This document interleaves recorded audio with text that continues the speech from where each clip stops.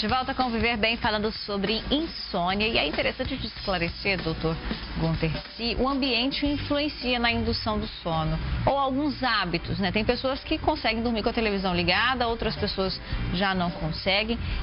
Tudo isso pode ajudar a indução do sono? Sim, é bom nós falarmos do ambiente ideal do sono, né? O ambiente ideal seria o ambiente com ausência total de luz, ausência total de som, né? Não consumir alimentos que tenham psicoestimulantes, mesmo sendo naturais, como a cafeína, né?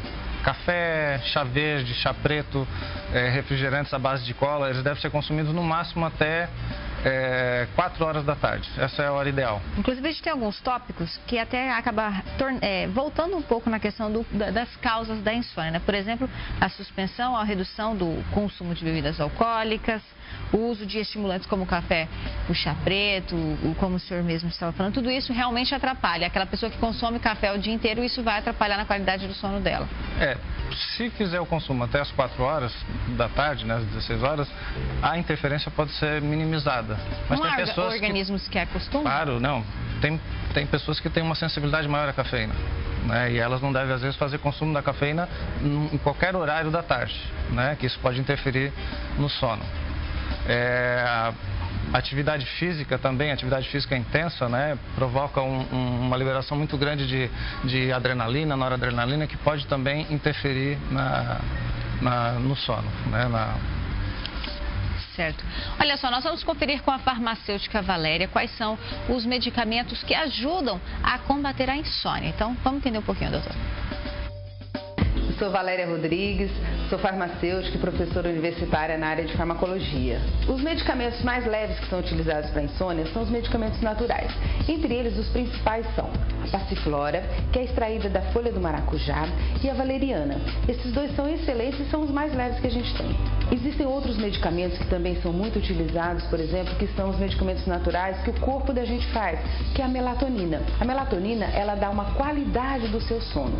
Ela regula o seu sono à noite e as suas atividades diárias. Ela é um hormônio natural produzido pelo próprio corpo da gente à noite. Ela é um hormônio sintetizado para a qualidade de sono. E aí a gente tem os medicamentos que são considerados de tarja preta, que já são os benzodiazepínicos, que são o diazepam e uma categoria muito grande.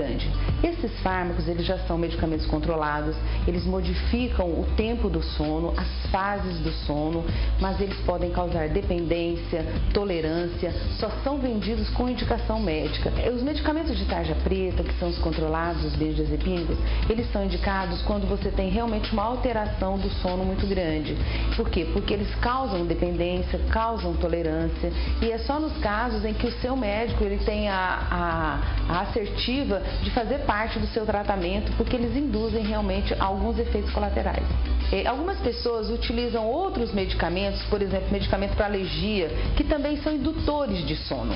Nesses medicamentos para alergia, eles promovem uma sonolência. Eles não são indicados para dormir, mas existe essa indicação que a gente chama de off-label. O que é isso? Uma indicação fora do contexto. Eles não são para insônia, mas eles produzem sonolência quando se toma. Quem tomou remédio para alergia alguma vez sabe disso. E a gente sabe que frequentemente algumas pessoas elas fazem uso do remédio para alergia, do remédio para enjoo, para provocar esse sono, que na verdade trata-se de um efeito colateral daquele medicamento. Sim. Uma prática que acaba sendo prejudicial à saúde, né, doutor? É prejudicial porque pode mascarar um quadro de base, uma doença de base, e perpetuar uma situação que teria um tratamento mais simples até, né, do que o uso de medicamentos que seriam para outra doença, né, como os antialérgicos. Cabe citar que ainda existe uma outra categoria de medicamentos, que são os hipnóticos, né, que não foi citada pela farmacêutica, pela colega, que se utiliza muito nos transtornos temporários do sono, né, aqueles períodos mais curtos, até um mês. Não se deve fazer uso dessa medicação por mais de 2 meses. É uma indicação. Se existe a necessidade de fazer uso mais prolongado desses medicadores, dessas medicações que são indutores do sono, quer dizer que existe um transtorno que não está sendo tratado corretamente. Aí a abordagem deve ser diferente, né? Observando um possível diagnóstico de ansiedade, depressão ou algum outro transtorno da neurologia ou da otorrinolaringologia, como a apneia do sono. E a gente percebe que há uma variedade de medicamentos, parte deles sem a necessidade da receita. E aqui isso não possibilita, não permite com que as pessoas façam o tratamento por conta própria. Sim. Jamais usar os medicamentos por conta própria, por mais que sejam medicamentos naturais, por exemplo. Claro, até outros medicamentos que não foram citados são os relaxantes musculares, né? Os pacientes utilizam muito a ciclobenzaprina, que também traz um benefício temporário, mas perpetua um quadro.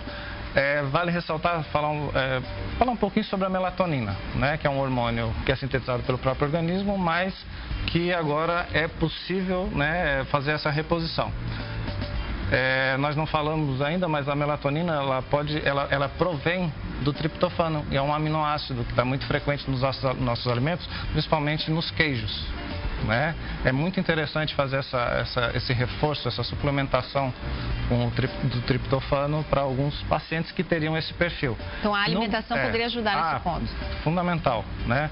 Mas a melatonina, né, que foi citada, até a caixa que apareceu, né, a embalagem que apareceu, estava em espanhol.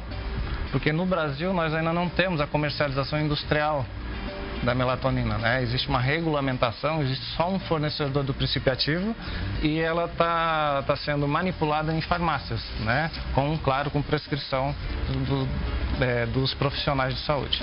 Nos Estados Unidos e em outros países ela é considerada um suplemento, né? Existe um outro controle, né? Um órgão diferente do nosso, que é a Anvisa, que tem um entendimento diferente sobre essa substância. Eu queria agradecer a sua participação, Dr. Gunther Fausto, mais uma vez aqui no nosso Viver Bem. Deixar claro para o pessoal de casa, está sofrendo com problema, procure um médico, procure auxílio, orientação, jamais faça uso de medicamentos sem uma recomendação médica. Entenda mais sobre assunto, entenda mais do seu corpo e sábado que vem nós estamos de volta para falar de mais um tema de qualidade de vida. Tchau!